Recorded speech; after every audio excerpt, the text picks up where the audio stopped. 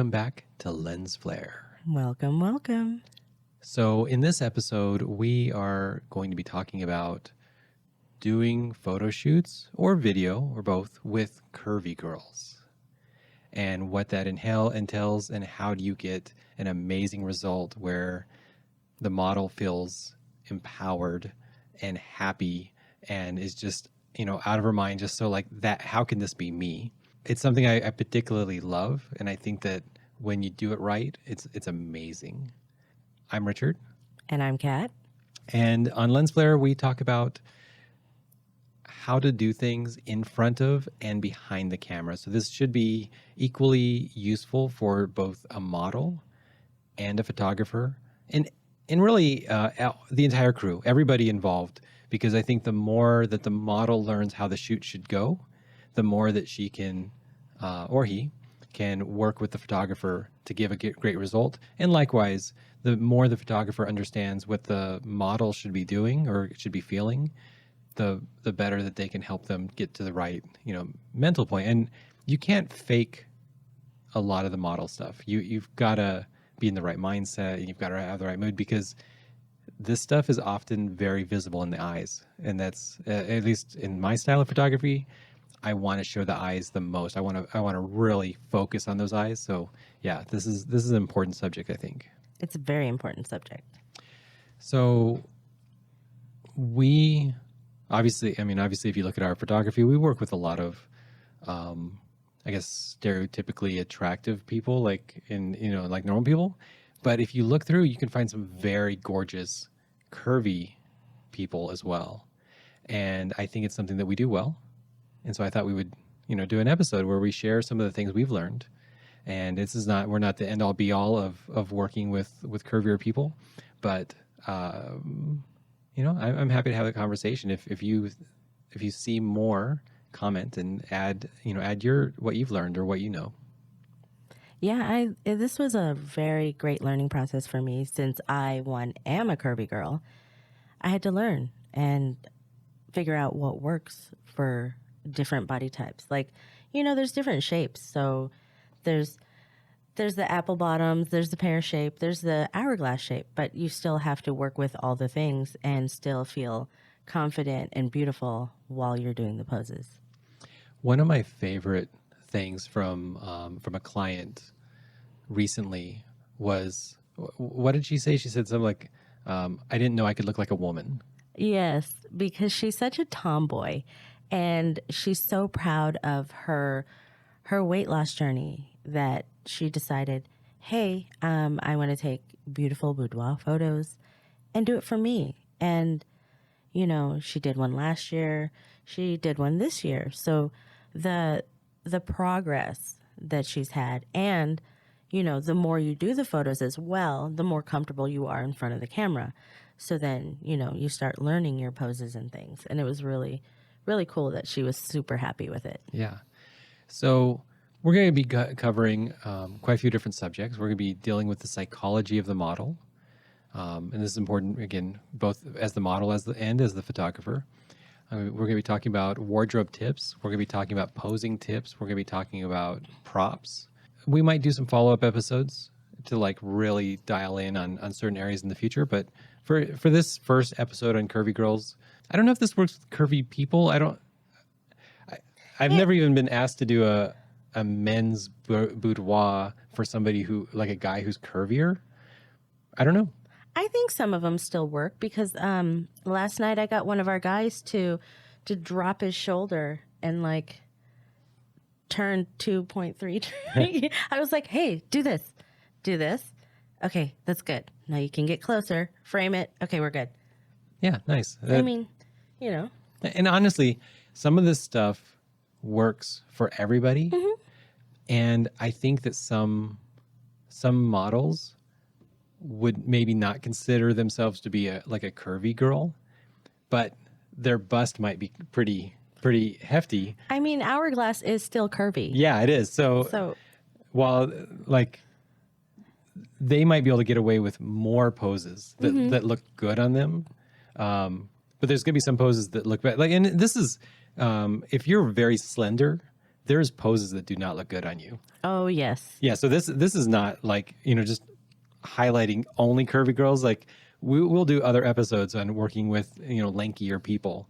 There's all different body types and there's all different things. I think hourglass people often look good in a more, like they're like a more generic thing. It's Like all more kinds of different appealing. poses can work on you Yeah. because, you know, whatever. But if you're very thin or very curvy, that's where these kind of episodes will come in. So psychology wise, what really frustrates me as a photographer is when the person is like beating themselves up. And this can be like a kind of a, you know, this can be kind of a circular trap where they're already uncomfortable with their body. They're really trying to put themselves out there. And so they, you know, they book a session for a boudoir shoot or something. And then they're second guessing themselves. And it can be really hard because you see on their face like this fake smile. And it doesn't work. Like it doesn't work. So you have to make the girl feel comfortable. You have to make them really like relax. I like to make them laugh. And yeah, you're great at making them laugh. The funny thing is like you want them to relax and then you're like, okay, and now that you're relaxed, we're going to put you in some very uncomfortable positions because modeling is uncomfortable. All the good poses are uncomfortable. But it's like uncomfortable, like exercise uncomfortable. It shouldn't be uncomfortable like I'm embarrassed. You just have to activate all those muscles that you don't normally use at the same time. Yeah, at the same time. Now I don't know if this should be encouraged or not, but personally, I think, you know, just a small amount of alcohol, if they drink, obviously if they don't drink or if they're too young, then you shouldn't be doing that. But if, you know, if they're somebody who drinks anyways, having a small amount of alcohol can just kind of help them, even just mentally put them in the mood, like not even the alcohol, because sometimes you're like, okay, you just drink like almost nothing. You just had like a small glass of a little bit of a light wine or something. There's not enough alcohol in there to actually affect them. But normally people drink wine or something when they're having a good time. So it can help put them in that mindset of, oh yeah, like, you know, I'm about to have a, you know, a good hour. I think that, I think just a little bit of alcohol, not too much because you don't want their eyes to get bloodshot or anything. You don't, you know, don't want whatever. And you have to be careful because if you're a male photographer and one female model, then I would be more hesitant to encourage it. But, you know, just a little bit can help them reset. And this is really anything. You could even give them maybe like, hey, do you want like a hot tea? Do you want to just like, not too much caffeine, but like a decaf from Starbucks, you know, whatever puts them in this, hey, I'm about to be comfortable and have a good time. Hot cocoa. Hot cocoa. I'm always hesitant about sweets because I don't want them to get bloated, right? Oh, that's fair. That's fair. Don't encourage them to drink dairy if they have dairy problems, that kind of stuff, you know. But just something a little, just a taste. They don't even need really like a lot. Again, you don't want to encourage them to chug down a bunch of liquid because they're, you know, embarrassed. Then they'd have to pee, and then what? Oh, that sucks.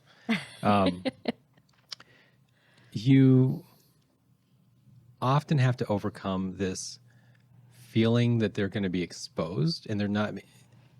Especially, like I feel like a lot of curvy girls aren't used to showing off a lot of skin, and I think that's where if you get the feeling when you're working with them that they are, you know, maybe like covering their breasts. More bashful?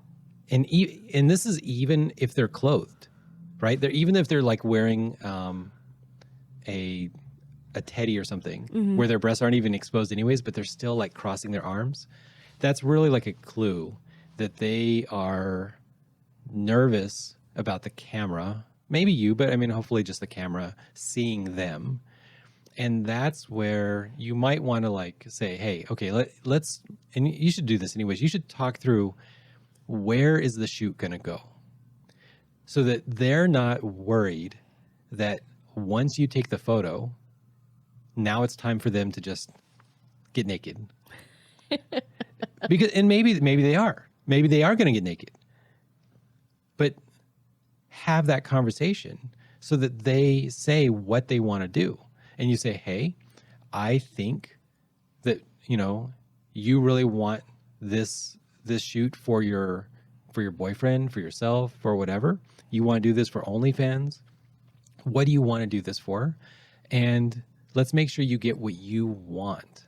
And if what you want is to look sexy, you don't need to get naked.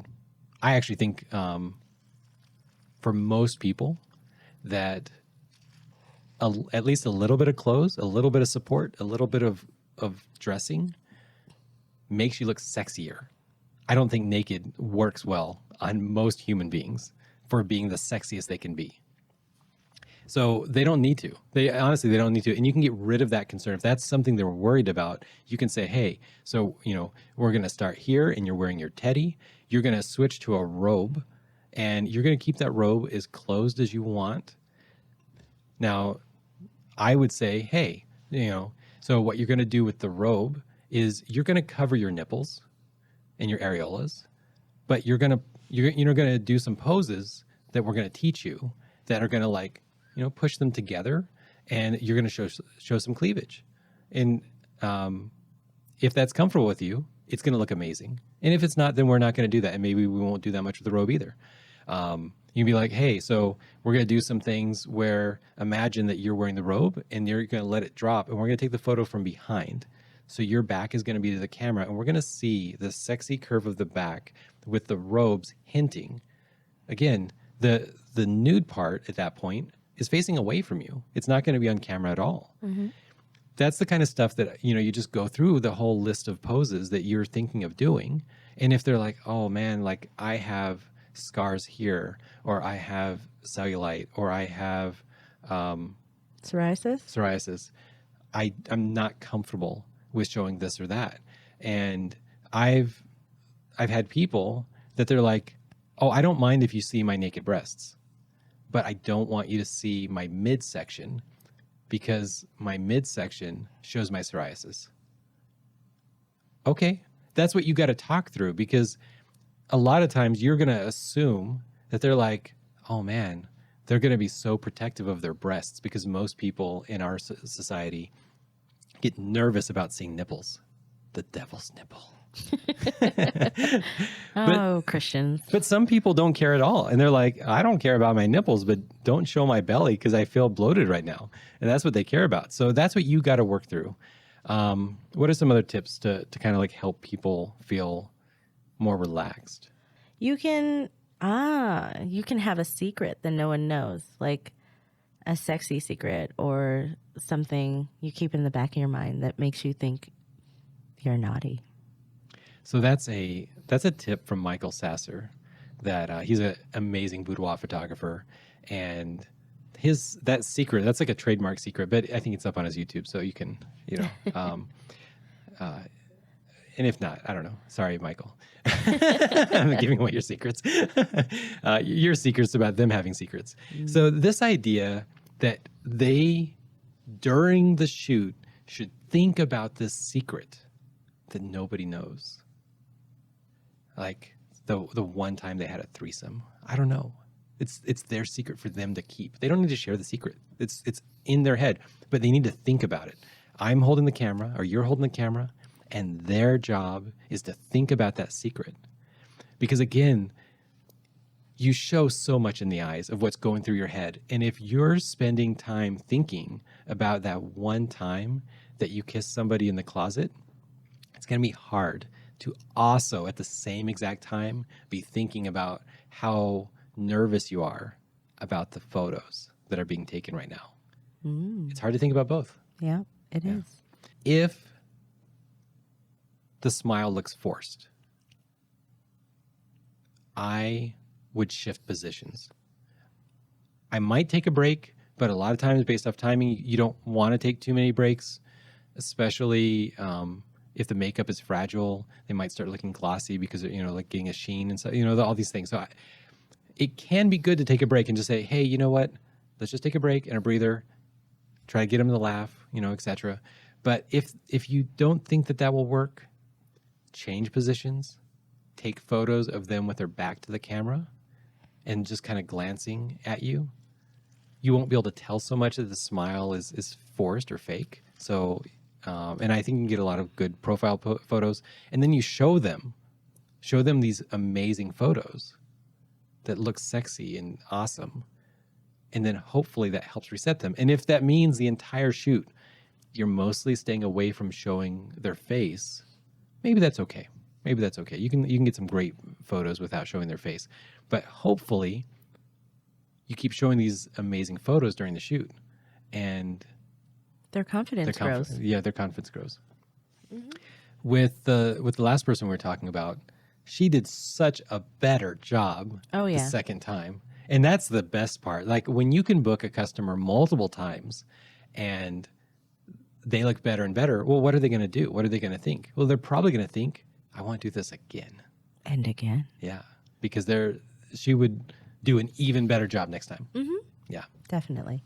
I think you put together some wardrobe tips, and I think wardrobe is sometimes overlooked with boudoir shoots kind of things, and this can be a bad habit, because when we're working with professional OnlyFans people, and I mean professionals as in they pay their rent from their OnlyFans income. Mm-hmm. They just show up and they're like, yep, I bought these outfits I've never worn before, boop, boop, boop. And you get a ton of great photos. They're just so professional with it that they know what poses work and how things are and what looks good on them. So they don't need us to help them out with that. And it makes it super effortless. Now, with somebody who's not a model who does this a lot, they require a little coaching. Yeah. And they may not know what works for them as much as they think they do, mm-hmm. because most people don't have cameras on them all the time. So they're thinking they look amazing. I mean, I look great when I do selfies, but well, and some of this out where they may or may not take selfies of what they're, this kind of stuff. But to start with, one thing that you can do is you can have robes that open more at the top, and that can help you do some of those cool poses where the robe is kind of closed, and then you're really showing your face, your shoulders, your neck, and your cleavage, and your belly can kind of vanish into. And this is 100% depending on the pose, right? You have to use the camera to angle it so that they're leaning forward. Their robes are being pulled back. You can have a ribbon or something to even more create this separation between the part maybe they're trying to minimize and the part that they're probably trying to emphasize. So that's something that I particularly like. We'll talk about it in the props area too, but I also like using that with blankets. Using blankets are good. Yeah, like you can look really amazing when you look like you're bashfully hiding yourself with a robe, blanket, whatever, and then you just happen to be showing a lot of cleavage and things, and I think it just looks so sexy, and I love it. What is this stuff about the colors? So, no bright or neon colors. I think that works for most people, but I feel like people with darker skin, neon colors look amazing. I think the thing about the bright colors or the neon colors is we're really talking about don't put a bright or neon color on top of a body part that you don't want people to look at. That's true. It draws a lot of attention to you. So if you're going to wear a bright neon top, and I assume like most people, what would the opposite of a pear be? I don't remember. Yeah. Is there a thing? I don't know. There's apple, hourglass, pear. I don't remember. Yeah, I don't know. Most people are happy with their top. and And if their weight is in their breasts, they want to show that off. So if you have dark skin and you want some bright neon colored thing, it probably works for you because it's going to look amazing next to your skin.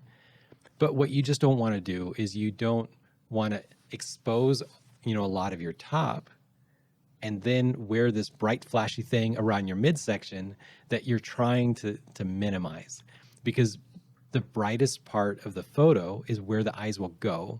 And if you're wearing this outfit where you're like, oh, I'm going to wear this thing around my belly that's bright and neon, that's where their eyes are going to go. Mm-hmm. And that's the same thing with patterns. Yeah. So if you have too many patterns, it's too busy, or it really does draw attention to wherever the patterns are. Any lines you can kind of imagine your eyes are gonna follow. And that's why triangles do so well, is because a triangle is like a maze for your eyes to get caught in a circle, because it's a line. There's something about circles that aren't as good as triangles, but lines, you just want to follow paths. So if you put a bunch of paths on your midsection, your eyes are going to be like, what is going on there? What do these patterns mean? Well, they mean that you have a midsection that you don't want people to look at, but that's where you're going to look. I thought this was great. This was a tip that I wouldn't have thought of, but yeah, I found it, and it is true because we did experience it. So do not use baby dolls or gowns that are flowing and unflattering. Like, why would you wear a muumuu type gown if you're trying to look sexy? This is true in real life too. I just feel like if you're trying to seduce your partner, you shouldn't wear a baby doll gown thing. You definitely don't want to in front of the camera. At least I'm going to be like, please no, please no. But I think they're thinking, oh, I'm going to hide my like belly or whatever. But it draws attention to it because there's a cut. And it makes you look so big. It makes you look bigger than normal. In my head, when I see somebody in this big, flowy thing, I'm thinking maternity outfit. Oh, wow. That's what I think. Wow. It's not attractive.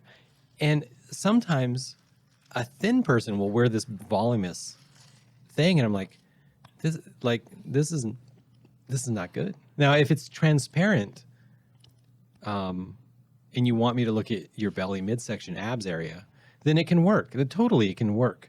But typically, what you see is somebody who's trying to hide their bigger curves underneath an opaque baby doll thing that's darker. And I'm like, okay, you just made yourself look so much bigger. And then sometimes I'll be like, you're really attractive. But I didn't know it because you were hiding it under so much cloth. That's fair. Yeah. Now, the next tip we have is something that immediately set off warning flags for you. Yeah. So as much as corsets are like a love-hate thing because they make people... Well, wait, what's the tip first? Okay, so bodysuits, shapewear, and corsets can be great. It does. It sucks the things in. It keeps the things in place. But for me, it has to be last because we did a photo shoot with somebody, had a corset on. She's gorgeous. Somebody we love. She's gorgeous. She is so freaking beautiful. And we were so upset because, oh, we're going to take the corset off.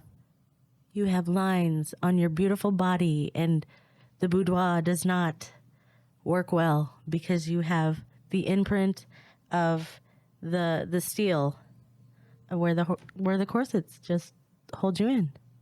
Yeah, some people like those lines. For us, I think we both agree that we do not like those lines. We do not. It doesn't seem natural, and we like natural beauty. We love eyes. We just want to emphasize what they already have. So, on that area, I think that it might seem obvious. Hey, you should do this in the order that you would have sex. And the order that you would have sex, right, is that you would start with a lot of clothes and you would undress each other. And that's a natural flow for sex. But for photography, it's often the reverse. You often want to start with less clothes and then work your way up to more clothes. Because if you're trying to avoid lines, then you don't want a bunch of shapewear leaving those lines for the naked part, if there's going to be a naked part. Again, at least for me, I don't push that people need a naked part of their shoot, which I think just like a tip, other guy photographers, when you're not trying to get the models to rush to the naked part, they often feel so comfortable that they just go naked and they don't care. And I would personally rather have a reputation of being a photographer that all the women are like, yeah, he makes it so comfortable, and we all just, it's like a girl slumber party or something. Like they're just like, boop, everybody's off, clothes off, and they're like, oh, does this look better? Does this look better? And it's enjoyable and fun instead of like being weird. So I mean, that's my thing. So here's my thought, Kat. What's your thought? That this turned out to be much longer, just talking about the psychology and wardrobe. Mm-hmm. So I think we're going to make this a 2-part episode. That works for me. Yeah. So check out our next episode where we talk about posing and tips. And definitely join us on the bonus cast. Just the tip, though. Just the tip. It's probably inappropriate for a boudoir themed how-to. I'm inappropriate. Other tip, guy photographers. I encourage the women involved to say and do whatever inappropriate thing that they're going to say or do, and I just don't participate in most of the inappropriate humor. He does not participate in the shenanigans. But I enjoy it. I am all about the shenanigans, but I get away with it because I have boobs. There we go. All right, guys. Join us for the next one, and please add comments and let us know what you think and what works for you. Thank you. Bye, guys. Bye.